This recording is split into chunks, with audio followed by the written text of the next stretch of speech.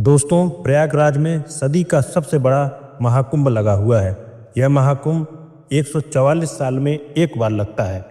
संगम के तट पर आस्था का सैलाब उमड़ा हुआ है।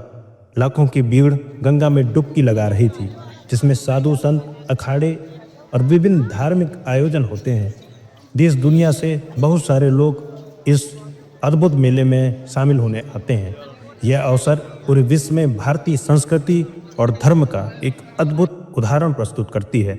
लेकिन उस दिन आखिर एक साधु को महाकुंभ के दौरान गंगा स्नान करने से क्यों रोका गया, जबकि महाकुंभ में तो साधु संतों का स्नान करना पवित्र माना जाता है।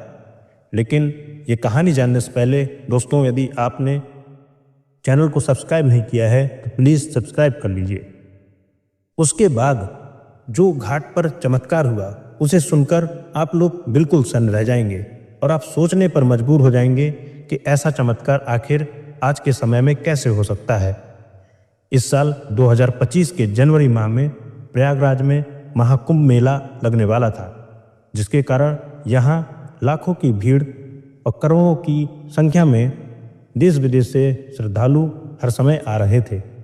यहाँ पर श्रद्धालुओं का सबसे बड़ा जमावड़ा लगने वाला है, क्योंकि संगम में स्नान करने का बहुत अधिक महत्व होता है। यहाँ पर पवित्र स्नान करने से मोक्ष की प्राप्ति होती है। लेकिन हाल ही में वहाँ पर कुछ ऐसा हुआ है जिसने सभी के होश उड़ा दिए। जहाँ पर एक साधु महाराज को गंगा नदी में स्नान करने से रोका गया। ये साधु महाराज महाकुंभ शुरू होने के कई दिनों पहले ही प्रयागराज पहुँच जाते हैं। दोस्तों, इस घटना की शुरुआत होती है उत्तराखंड के पर्वतों में रहने वाले परम पूज्य सदानंद जी महाराज से। सदानंद जी महाराज रोजाना सुबह 4 बजे उठकर गंगा नदी में स्नान किया करते थे और फिर अपने प्रभु की भक्ति में लग जाते थे। वे बहुत ही तेजस्वी और ज्ञानी महापुरुष थे। दोस्तों, कुंभ पूरे भारतवर्ष में 4 स्थानों हरिद्वार, उज्जैन, नासिक और प्रयागराज में हर 12 वर्षों में लगता है। उन सब में प्रयागराज का महाकुंभ का विशेष स्थान है, क्योंकि यहाँ त्रिवेणी संगम है, अर्थात गंगा, यमुना और सरस्वती जी का संगम है। और इस बार का महाकुंभ अति विशिष्ट है, क्योंकि यह पूरे 144 साल बाद आ रहा है। इसलिए सदानंद जी महाराज महाकुंभ में जाने के लिए बहुत अधिक उत्साहित थे। वे तकरीबन 1 माह पूर्व महाकुंभ में पहुंचना चाहते थे, क्योंकि वे वहां पर 2 से 3 महीना बिताना चाहते थे और कल्पवास करना चाहते थे।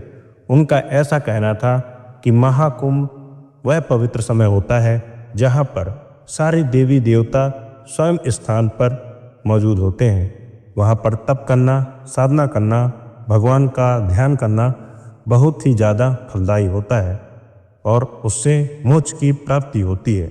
समय नज़दीक आने पर वह प्रयागराज के संगम घाट पर पहुँच जाते हैं। उस स्थान पर महाकुंभ की जोरों शोरों से तैयारी चल रही थी और गंगा नदी की सफाई का कार्य भी चल रहा था। चारों तरफ बड़ी बड़ी मशीनें लगी हुई थी। सदानंद जी महाराज को यह देखकर बहुत खुशी हुई। उन्होंने वहाँ पर रात गुजारी और सुबह हमेशा की भांति 4 बजे जब उन्होंने अपने कपड़े उतारे और गंगा नदी में स्नान करने के लिए आगे बढ़े, तभी वहाँ पर खड़े कुछ अधिकारियों ने उन्हें रोक दिया। उनका कहना था कि आप अभी स्नान नहीं कर सकते, क्योंकि इस समय साफ सफाई का कार्य चल रहा है। दोस्तों, वहाँ पर रोजाना रात के समय गंगा नदी की सफाई का कार्य किया जा रहा था, ताकि दिन में यात्रियों को इस कारण कोई मुश्किल ना हो।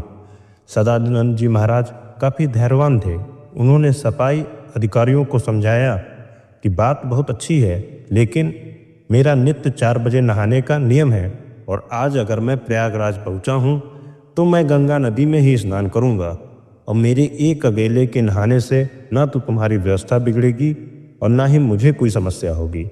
लेकिन वह अधिकारी उन्हें समझाता है कि अभी आपका जाना सुरक्षित नहीं है, लेकिन महाराज जी उनसे आग्रह करते हैं।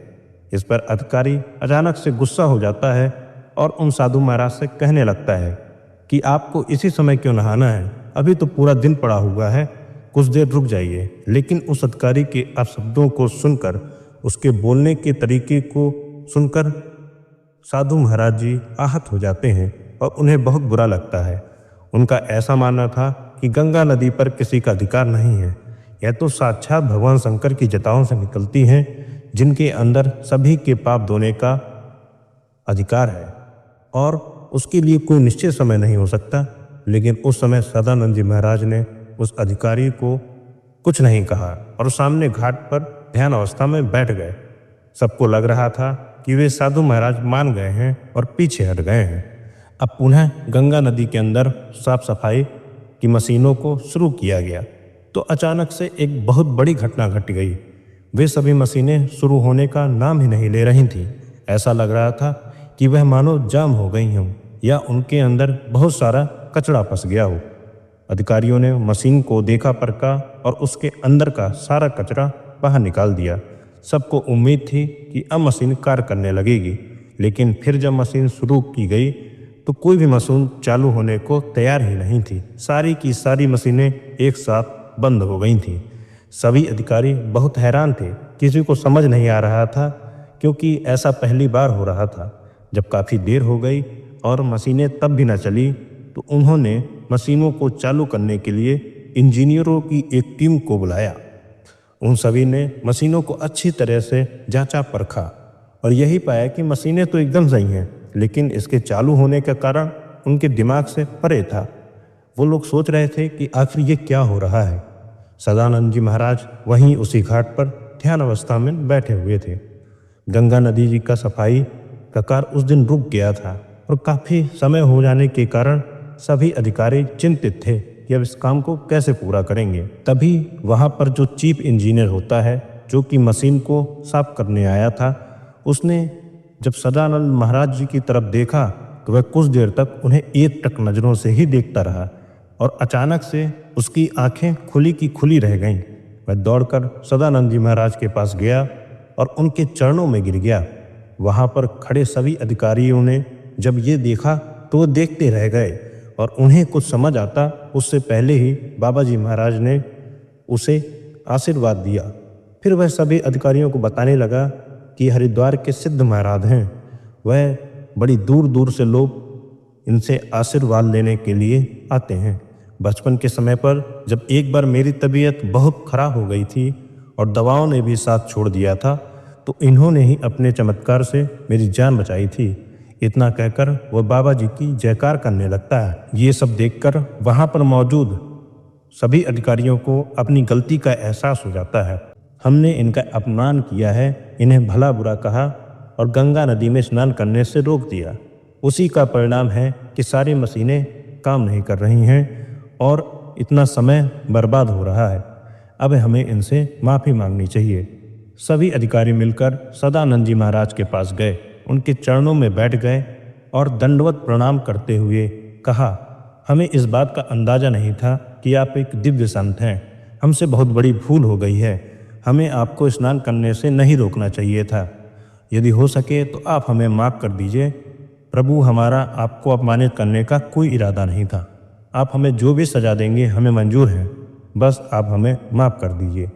सदानंद जी महाराज बहुत ही विनम्र स्वभाव के थे।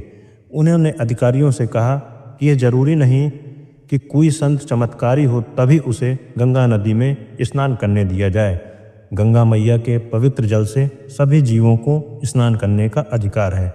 आप लोग विनम्रता से भी इस चीज़ को संभाल सकते थे, लेकिन आप लोगों ने क्रोध का ही रास्ता चुना। आप लोगों में अभिमान का स्थान सर्वोपरि है। लेकिन सदानंद जी महाराज समझ चुके थे कि अब इन अधिकारियों को अपनी गलती का बहुत ज़्यादा ही एहसास हो गया है, उनका अभिमान दूर हो गया है। उन्होंने विनम्रतापूर्वक उन अधिकारियों से कहा, तुम चिंता क्यों करते हो? अभी समय कहाँ बीता है, जरा अपनी घड़ी में समय तो देखो, आखिर क्या बजे हैं। जब सभी अधिकारियों ने अपनी घड़ी में समय देखा तो उनके रोंगटे खड़े हो गए और पैरों तले जमीन खिसक गई, क्योंकि उस समय सुबह के 4 बज रहे थे। किसी भी अधिकारी को ये समझ नहीं आ रहा था कि ये सब क्या हो रहा है। उन लोगों को ऐसा लग रहा था जैसे वे कोई सपना देख रहे हों और अभी अभी उनकी नींद खुली हो। आखिर इतना बड़ा चमत्कार कैसे हो सकता है? आखिर सदानंद जी महाराज ने अपने चमत्कार से समय को कैसे पलट दिया? इतना बड़ा चमत्कार देखकर सभी अधिकारी उनके चरणों में गिर गए वो बाबा की जयकार करने लगे। वहीं दूसरी तरफ बंद पड़ी सारी मशीनें एक साथ चालू हो चुकी थीं, जिससे यह प्रमाणित हो गया कि यह मशीनें केवल सदानंद जी महाराज के इशारे का इंतजार कर रही थीं। जैसे ही उन्होंने अधिकारियों का अपमान चूर किया और गंगा नदी में स्नान किया, वैसे ही सारी मशीनें चल पड़ी। यह बहुत बड़ा चमत्कार था, जिसे देखकर सारे अधिकारियों की आंखें और दिमाग खुल गया था और उन्हें अपनी गलती पर बहुत ही अधिक पछतावा हुआ। दोस्तों, इस देश का हर संत इस देश के लिए कुछ ना कुछ करता है और भक्तों को अध्यात्म के मार्ग से जोड़ता है। हमें कभी भी उनका अपमान नहीं करना चाहिए और ना ही उन्हें छोटा समझना चाहिए। सभी जीवों का आदर सम्मान हमें समानता से करना चाहिए। इस पूरी घटना को लेकर आपके क्या विचार हैं, नीचे कमेंट बॉक्स में ज़रूर बताइए। यदि वीडियो आपको पसंद आई हो तो एक लाइक और इस चैनल को सब्सक्राइब जरूर करिएगा। हर हर महादेव, गंगा मैया की जय।